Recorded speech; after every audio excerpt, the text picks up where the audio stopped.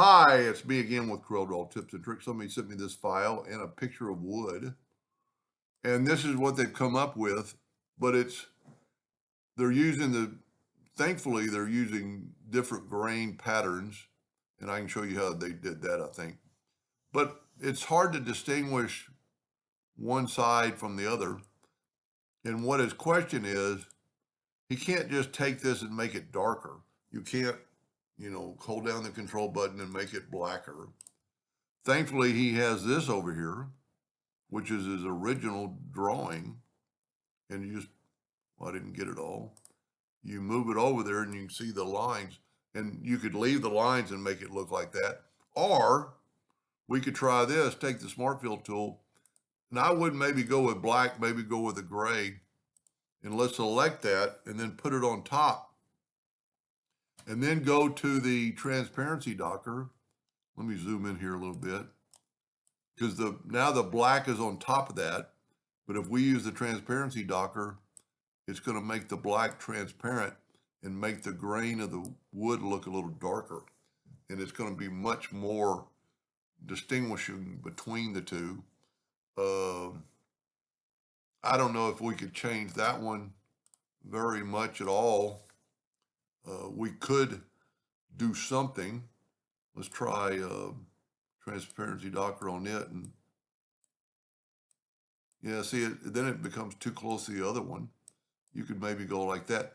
But if you want to try it, or we're going to try it, I'm going to get the interactive fill tool, and I'm going to put black down here.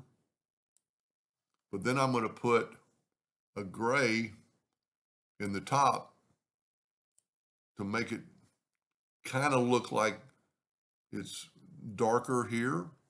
Let's actually bring this here. Now we could still go to the transparency docker and make that gray a little transparent. And then that way, I don't know, maybe you could use a brown. Let's try that. Let's go back. Let's just back up.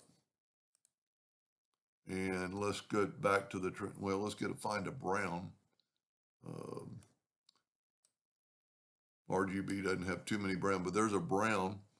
So we could get the interactive fill tool and do that. And then if you'll right click right there, you can go here to a paintbrush or an eyedropper and hit that brown. Now that might be too much, but we could back off a little bit, maybe bring that black in a little bit more. But you can't see the grain of the wood, so we're going to get back to the transparency docker and make it a little lighter so we can see the grain of the wood. Let me take away all the outline. I think that looks a lot better. I wish I would have kept the original. Anyway, that's pretty cool. Let's just for grins put it on a black box or in a black box, object order back a page. And it does, and it really helps it stand out. And I like that he used the same, he just rotated his wood on there